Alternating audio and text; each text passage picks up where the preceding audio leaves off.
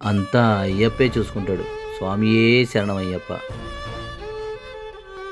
ఘోరకీకారణ్య సంసార యాత్రికుల శరణు ఘోషలు విని రోజు శబరీష పాపాలు దోషాలు ప్రక్షాళనము చేయు పంపా నదీ తీర ఎరుమే నివాస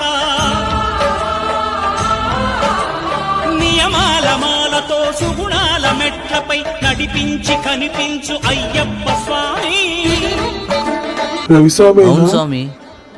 ఇక్కడ మీ పని నచ్చి ఈ కాంట్రాక్ట్ కూడా మీకే ఇచ్చాను స్వామి. అలాగే స్వామి. అడ్వాన్స్ గా 5,000 వేస్తున్నాము.